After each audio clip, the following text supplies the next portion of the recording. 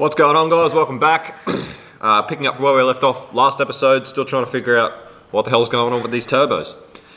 So where we were last time is I've just gotten this turbo that recently failed at Matsuri apart. Got the rear housing off and the rear wheel out. Obviously it was very broken. So it's time to pretty much pull this down and have a look inside the housing and see what's going on. So the odd thing with all this to me is after getting the rear wheel and the rear housing off and inspecting the rear of the housing here, is it seems as though the actual bearing in there seems to be undamaged, seems fine. There's not really any shaft play. The front, the compressor housing, everything is spinning fine. That's all working fine. So to me, the fact that that bearing looks to be fine really rules out the idea that it was potentially a oil starvation issue or even potentially a heat issue, because if either of those things were the problem, it really should have affected that bearing before it really affected the shaft or anything else. So it's going to be interesting to pull this down, and I'm glad I've got another one to pull down as well that failed, so I can try and find similarities between the two and how they failed and try and figure out what the hell's going on with this setup.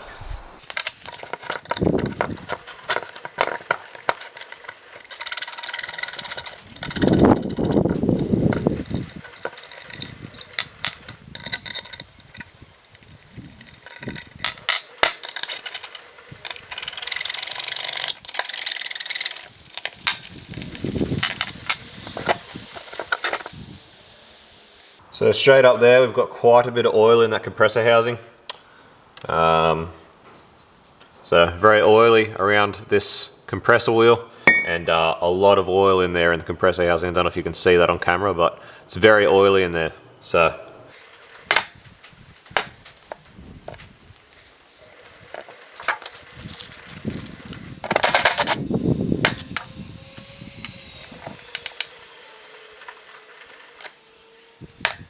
compressor wheel doesn't look too bad. There's a few little marks where it looks like it may have contacted the housing, but nothing severe. And the housing looks quite good otherwise. Alright, so we do have a fair bit of discoloration on the shaft. It doesn't look as good as it felt. So you can see, just wipe this off. So, you can see on this shaft here, if it focuses.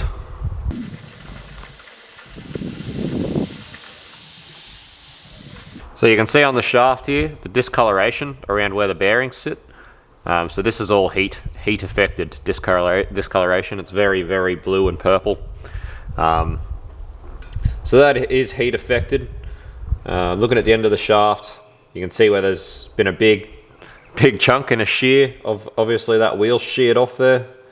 So very strange though. I wouldn't have expected it to break there if it was going to be from heat. The way this is looking like it's definitely sheared due to an imbalance or something, and not as much as a oil starvation issue or any of the things that I hypothesized really. It's very much looking like it was put out of balance, and then harmonics potentially made it crack and shear. Aside from that, the only other possible thing is if something went through the housing and jammed up the turbine wheel. Now, my issue with that is that even if that was the case, I would still expect some damage to this bearing. So that being said, we haven't got the bearing out yet, so we'll continue to pull this housing down and wait until we get this bearing out and see.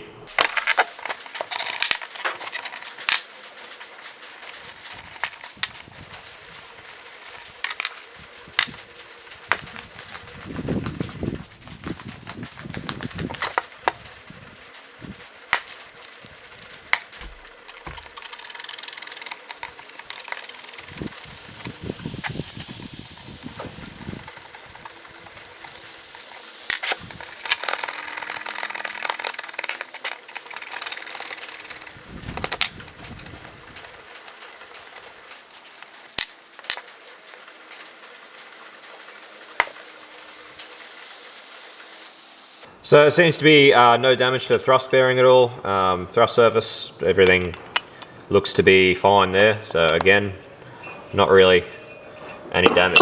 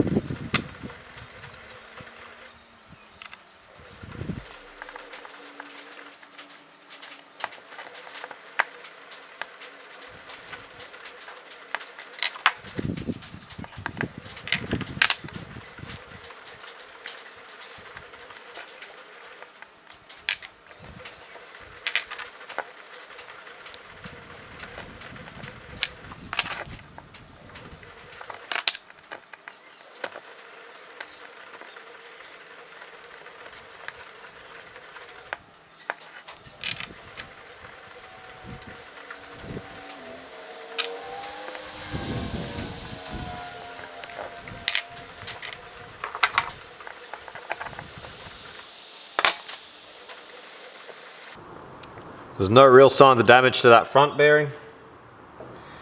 It seems to be fine.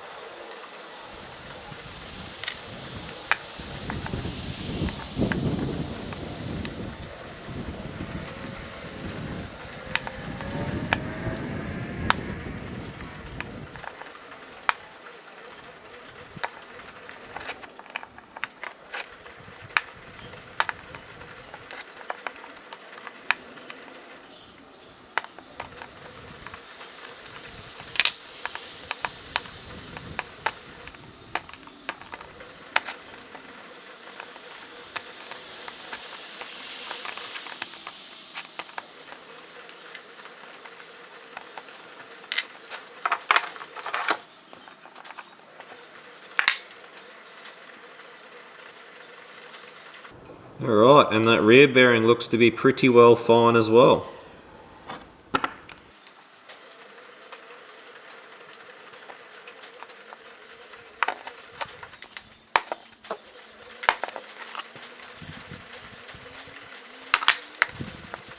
Alrighty, so turbo number 2 was no real particular findings that point to anything oil feed related for issues. Bearings all look to be fine.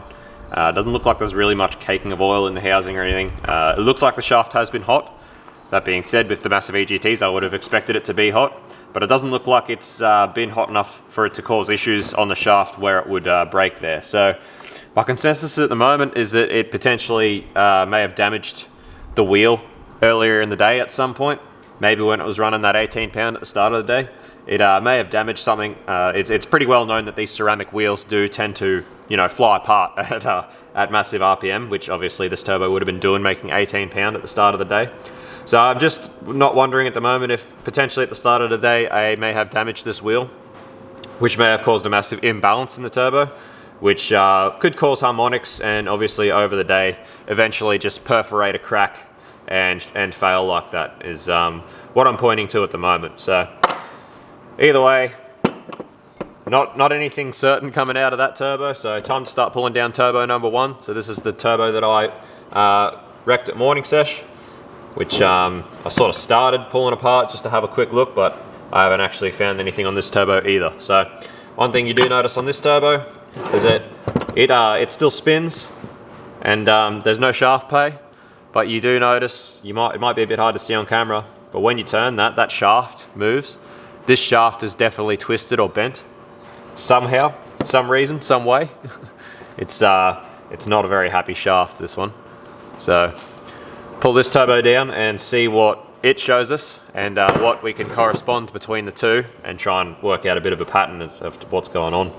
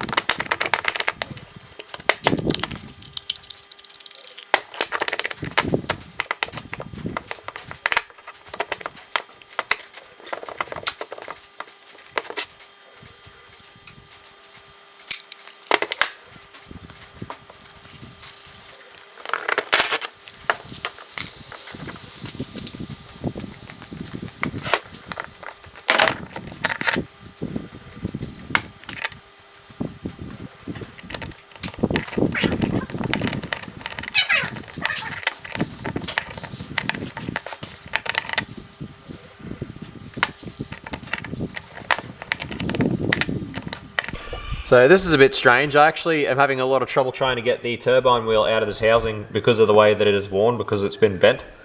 So it's sort of worn the fins in such a way that it's actually made the wheel bigger than the hole.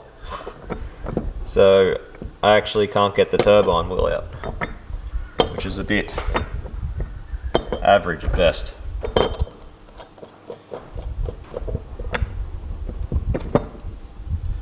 There we go.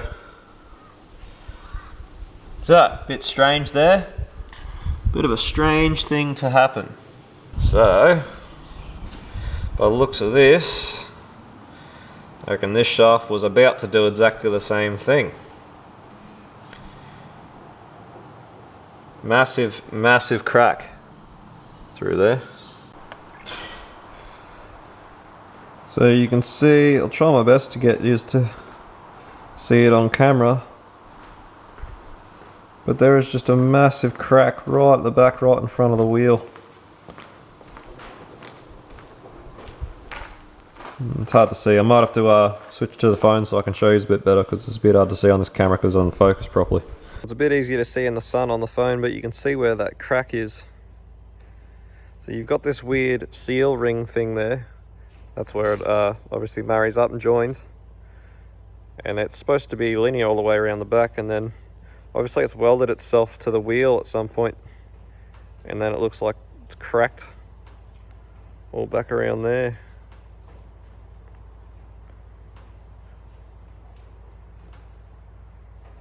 So as you can see, same thing, this shaft has been hot.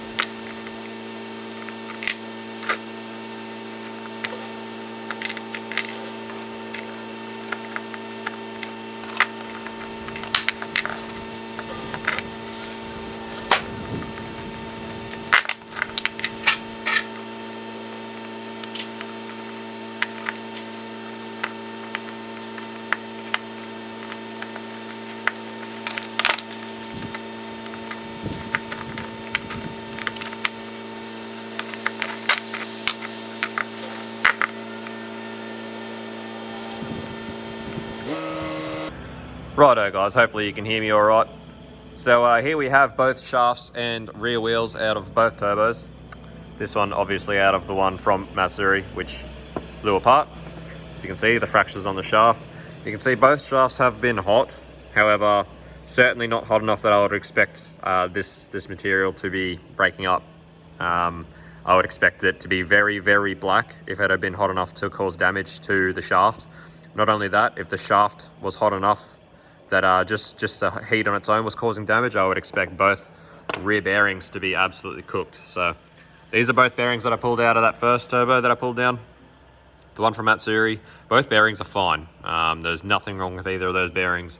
And just looking down the housing of the one I've just pulled apart then, without even pulling it apart, because I'm not going to bother, because I'm pretty convinced this core is going to be fine. You can see that bearing also, there's no damage to that bearing either. It's all very fine in there. So it sort of rules out any sort of oil feed problems or any consensus that these turbos failed due to oil issues.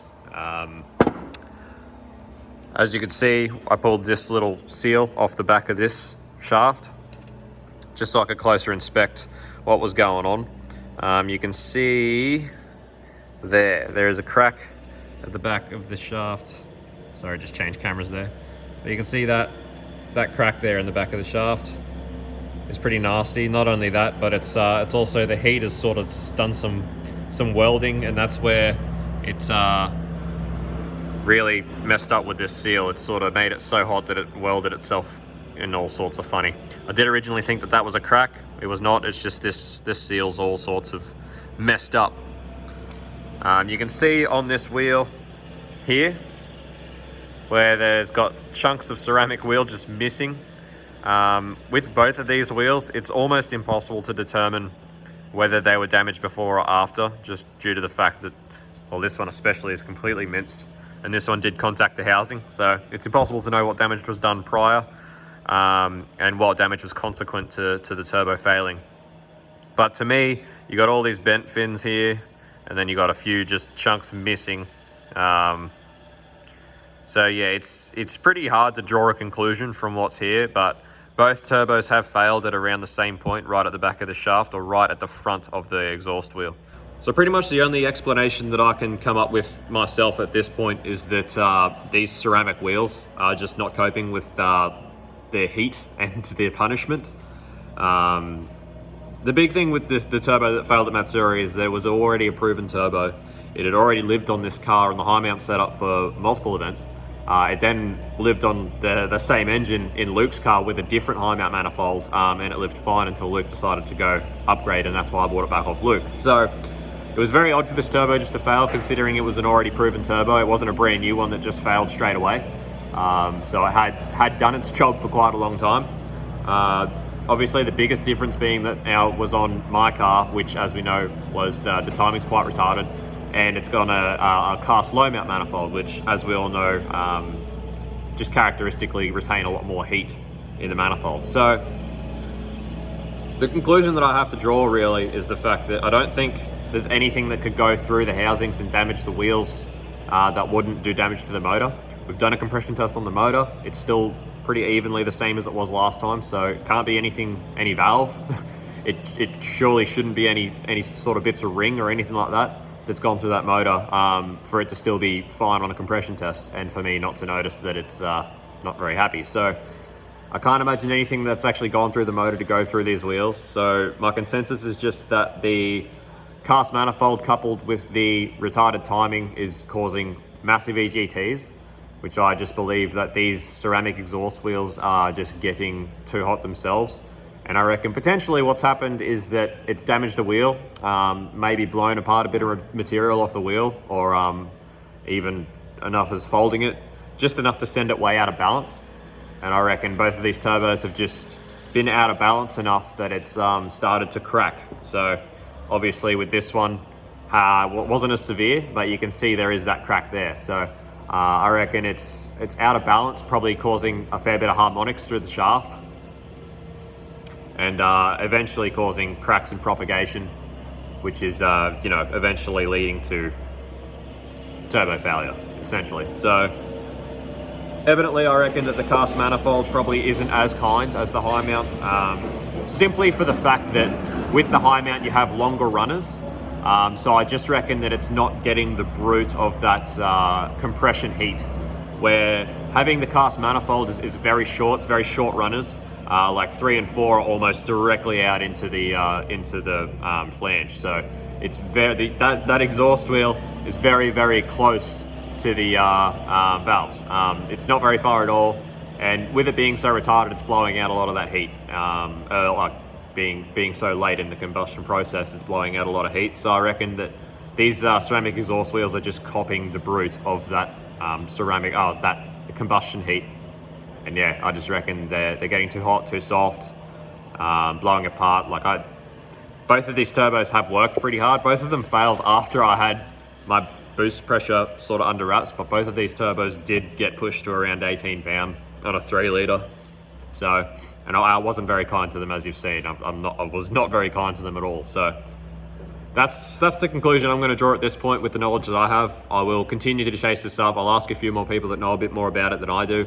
Try and talk to a few people who have seen China turbos, this sort of failure before. Not even China, even stock ceramic wheels. You know, ceramic wheels are famously renowned for around 14 PSI. Most people use as a rule of thumb, where the ceramic wheels start to blow apart. So considering that both these turbos were pushed along way beyond that sort of those sort of pressures, would lead me to believe that I reckon just the heat and how hard I'm working these things with that cast manifold is just coupled to make a detrimental combination of things that ceramic exhaust wheels aren't liking. So, like, even looking at that shaft, you can see it's obviously been cracked and then propagated. So I truly believe I'm onto something where I reckon they've just been damaged enough to be out of balance. And once they're out of balance, I don't think it takes very long for them to start doing things like this and cracking, especially with the heat that's in there as well. So that's the conclusion I'm going to draw.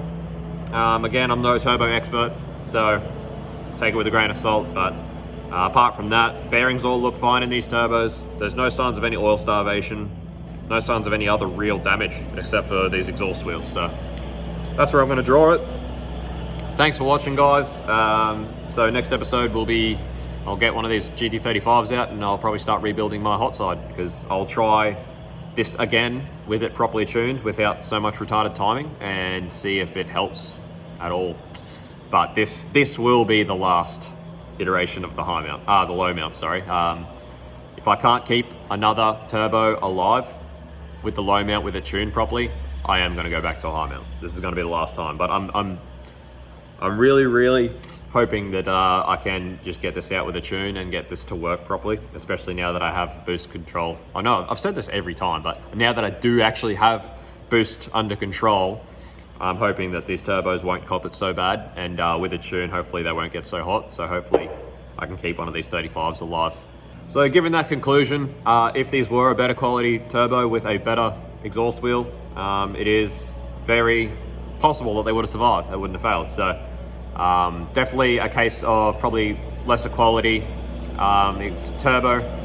That being said, I reckon like a stock OP6 or a stock RB25 turbo would do the same thing, given that they are ceramic wheels as well. So it's one of those things where I'm just one of those people that can't accept just failures. I really have to try and figure out what the hell's going on. A lot of you people, some of you ask sometimes how I know so much about things. It's literally because I do stuff like this. So if something fails, I got to figure out why. I can't just accept the fact that it has failed. So this is what I figured out. This is my consensus, and hopefully it works out for me. So anyway, thanks for watching, guys. Thanks for tuning in, and I'll see you on the next one. Peace. All right, guys. So sorry, this whole video I've been calling these ceramic. They're actually not. They're actually a steel wheel. Ceramics are the front wheel. Yeah, my bad. Ignore that. They are a steel wheel. Regardless, I still reckon my consensus is still exactly what's happening. I just reckon they're getting way too much heat from the combustion heat, and there's just not enough oil flow through. So yeah, hopefully sort that out on the next one.